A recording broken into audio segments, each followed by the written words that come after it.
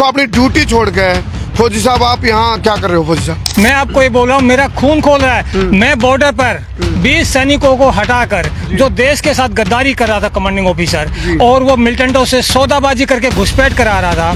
और अगर सरकार को मैंने कंप्लेंट भेजी डिफेंस मिनिस्ट्री में, हर जगह अगर एक्शन ले लेती तो गद्दारी रुक जाती। एक गद्दार कर्नल से जो हमारी आर्मी में ड्रेस में बैठा हुआ है। पहलगाम जैसी घटना जो घटी है, हाँ। इसको रोकने का क्या उपाय और क्या कारण हो सकते हैं? ये घटना कैसे घटी हो? तो मैं ग्राउंड पे तैनात रहा हूँ बॉर्डर पर, और वहाँ पर 3 टाइप से घुसपैठ होती है। नंबर 1, वहाँ पे जो सिविलियन जो जम्मू कश्मीर में उन गद्दारों से देश को खतरा कम है। अगर हमारी बॉर्डर पर ये वर्दी में गद्दार जो एक कमांडिंग ऑफिसर मेरी यूनिट का था, ये वर्दी में गद्दार है, इसने मुझे मिलिट्री हॉस्पिटल में पागल करार दे के बंद कर दिया चुकी है। मुझे तो 8 महीने तो जान से मारने की कोशिश हुई। मुझे तो मेरे सैनिक साथियों ने गिफ्ट में दे रखी है जान। मैं अपने देश पे मर मिटने के लिए मैं तैयार हूँ, और मैं देश के गद्दारों को एक्सपोज करके बना पीछे नहीं हट सकता हूँ। खुद से एक गद्दार पूरी सेना पर कलंक लगवा रहे हैं, लेकिन जब तक मेरी सांसें हैं सच्चाई नहीं दबेगी। और मैं भारत सरकार को ये रिक्वेस्ट कर रहा हूँ कि मैं बिकने वाला सिपाही नहीं हूँ भारत का। तो मेडिकल टेस्ट करवाने के लिए तैयार हैं? मैं बिल्कुल तैयार हूँ, और मेरे टेस्ट हो चुके हैं, मैं फिट हूँ।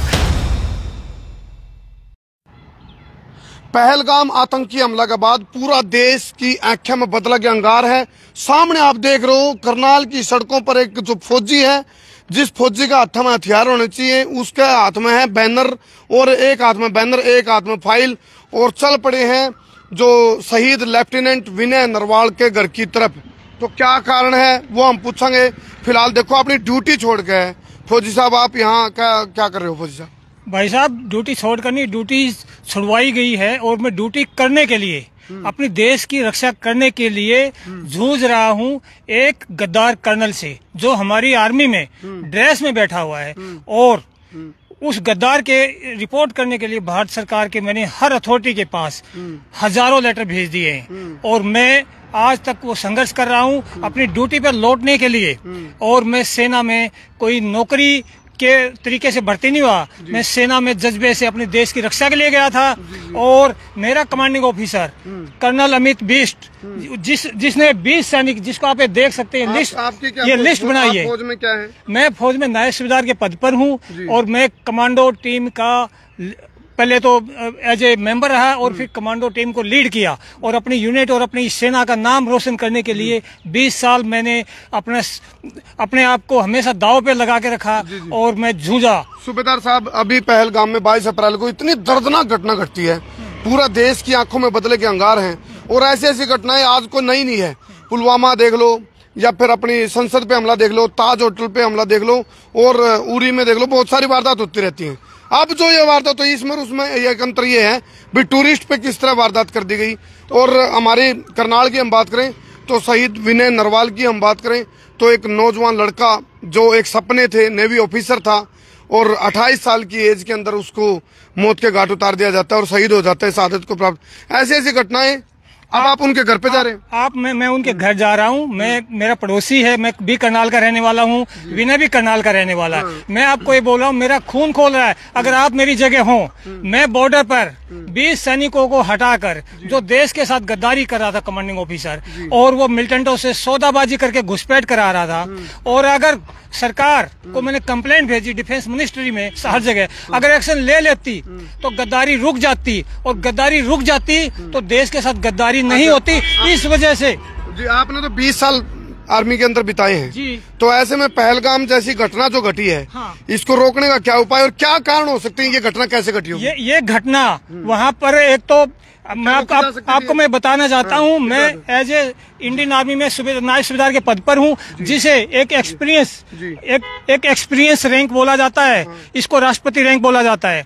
और साथ में जैसे कि आप इस बात को ऐसे देख सकते हैं, जैसे फार्मर होता है, जैसे फार्मर होता है, उसको पता होता है कि खेती कैसे क्या। तो मैं ग्राउंड पे तैनात रहा हूँ बॉर्डर पर, और वहाँ पर 3 टाइप से घुसपैठ होती है। नंबर एक, वहाँ पे जो सिविलियन जो जम्मू कश्मीर में कुछ लोग हैं जो गद्दार जो मिलिटेंटों की मदद कर देते हैं, उनमें से कुछ गद्दार होते हैं, कुछ मजबूरी में मिलिटेंट उनके घर में घुस जाते हैं के लेके, वो मजबूरी में भी उनको वहाँ पर रखना पड़ जाता है अपनी जान को बचाने के लिए। अच्छा। लेकिन उन गद्दारों से देश को खतरा कम है अगर हमारी बॉर्डर पर हमारी ड्रेस के अंदर, आर्मी की ड्रेस के अंदर गद्दारी नहीं हो, गद्दार वर्दी में न हो। और मैंने वर्दी में गद्दार देखा। ये वर्दी में गद्दार जो एक कमांडिंग ऑफिसर मेरी यूनिट का था, ये वर्दी में गद्दार है। ये तो लिस्ट में लेके घूम रहा हूँ। ये आपने क्या लिखा है? इतने दावे से कैसे कह सकते हो? आप कह रहे हो भाई मैं नायब सूबेदार सुरेंद्र सिंह, एक महार रेजिमेंट आपकी, हमारे बॉर्डर पर JNK जम्मू एंड कश्मीर आतंकवादियों की घुसपैठ का खुला धंधा चल रहा है। ड्यूटी पर तैनात सैनिकों को हटाकर घुसपैठ करवाई जा रही है। हाँ। मैंने विरोध में सेना अध्यक्ष और डिफेंस मिनिस्टर के पास शिकायतें की हैं।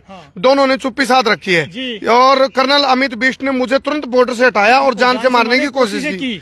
और कर्नल अमित बिष्ट द्वारा आतंकवादियों की घुसपैठ करवाने के लिए हटाए गए सैनिकों के नाम है ये बकायदा। सबसे पहला नाम आपका है। ये मेरा नाम है। ये मेरा नाम पहला नहीं है, वैसे आखिरी में होना था, लेकिन रैंक की वजह से मैंने ऊपर डाल दिया। इन 20 सैनिकों को गद्दार ने हटा दिया था। और मैंने जब विरोध किया और मैंने सीनियर अधिकारियों की इसकी रिपोर्ट करने की कोशिश की, तो इसने मुझे जबरदस्ती वहां से हटा दिया। तो फिर मैं फिर भी कंप्लेन करता रहा भारत सरकार के पास हर जगह। तो इसने मुझे मिलिट्री हॉस्पिटल में पागल करार दे के बंद कर दिया। अच्छा। और जान से मरवाने की कोशिश की, जहर के इंजेक्शन लगवा के। तो आप अपना मेडिकल टेस्ट करवाने के लिए तैयार हैं? मैं बिल्कुल तैयार हूँ और मेरे टेस्ट हो चुके हैं, मैं फिट हूँ, मेरे रिपोर्ट आ चुकी है? बिल्कुल रिपोर्ट आ चुकी है, भारत सरकार की तरफ से आ चुकी है। और फिर जब मेरे सैनिक साथी मेरी यूनिट के ही थे, क्योंकि मैंने 20 साल अपनी सेना में ईमानदारी से नौकरी करी, उन्होंने मेरी मदद करी इन गद्दारों से छुड़वाने के लिए।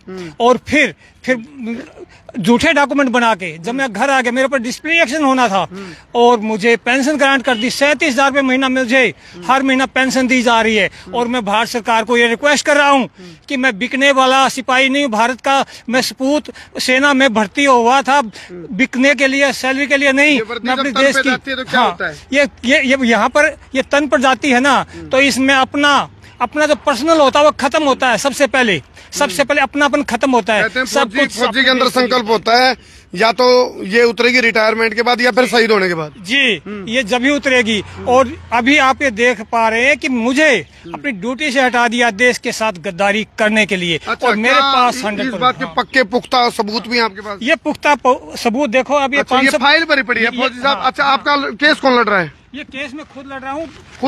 खुद मैं लड़ रहा हूँ दिल्ली हाई कोर्ट में। जी खुद लड़ रहे हैं। मैं देखो फौजी साहब खुद केस लड़ रहे हैं और ये देखो तारीख पे तारीख।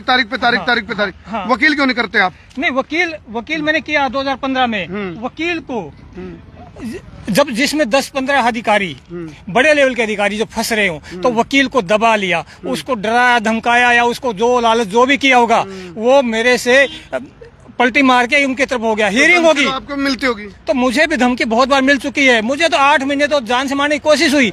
मुझे तो मेरे सैनिक साथियों ने गिफ्ट में दे रखी है जान। मैं अपने देश पे मर मिटने के लिए मैं तैयार हूँ और मैं देश के गद्दारों को एक्सपोज करके बना पीछे नहीं हट सकता हूँ। सूबेदार साहब ये बताओ, अपनी जो इंटेलिजेंस है, रा है, IB है और या फिर अपनी जो PMO हाउस है, वहाँ तक आपकी बातें गई हुई कि नहीं? कभी ऐसा ना हो चिट्ठी दबा दी? मेरी सोशल मीडिया की वजह से करोड़ों लोगों तक बात जा चुकी है। और वहाँ से कोई भी ऐसा कार्रवाई, अभी मैं दिल्ली हाई कोर्ट में गया हूँ तो एक विजिलेंस इंक्वायरी की बता रहे हैं कि अभी हम विजिलेंस इंक्वायरी करेंगे। इतने बड़ी गद्दारी का मामला है, तो उसमें छोटी इंक्वायरी से कुछ नहीं हो सकता। मामला है ये बहुत। उस बॉर्डर के अंदर से जब घुसपैठ होती है, उस घुसपैठ को रोक दिया जावे, तो भाई ये ऐसी घटनाएं जो हमारे देश के लिए मतलब बहुत दुखदाई हैं, शब्दों में हम बयान नहीं कर सकते, जिस पर बीता हो जाना है।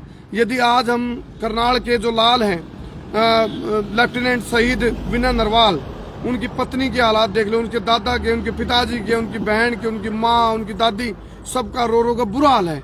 उनके पास जिस पर बीता हो जाना, उन पर शब्द नहीं है।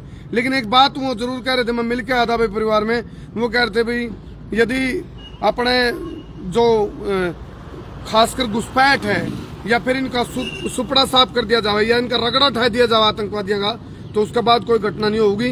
लेकिन घुसपैठ कराने वाले कौन? जैसे सूबेदार साहब ने दावा कराया तो खुद ही तो आर्मी के बदलो। हमारी जो आर्मी में है इस टाइप के गद्दारों को आर्मी से बाहर फेंक देना चाहिए। हमारी आर्मी बहुत तगड़ी है, हमारे बहुत लोगों ने देश के लिए शहादत दी है और आगे भी देते रहेंगे, लेकिन कुछ एक गद्दार पूरी सेना पर कलंक लगवा रहे हैं और हमारे लोगों की जानें इतनी सस्ती हो गई हैं। हमारे बहुत से सैनिक बेमौत मारे जा रहे हैं। वो बेमौत नहीं मारे जाने चाहिए, वो रीजन की वजह से मारे जाने चाहिए, वो देश के लिए लड़ते हुए मारे जाने चाहिए, किसी की गद्दारी के नतीजे से नहीं मारे जाने चाहिए। कार्रवाई क्यों नहीं होती? कार्रवाई क्यों नहीं होती? कार्रवाई के झूठे मुझे आश्वासन दिए जा रहे हैं। अभी भी मैं दिल्ली हाईकोर्ट गया हूं तो मुझे झूठा आश्वासन दे दिया गया है विजिलेंस इंक्वायरी होगी।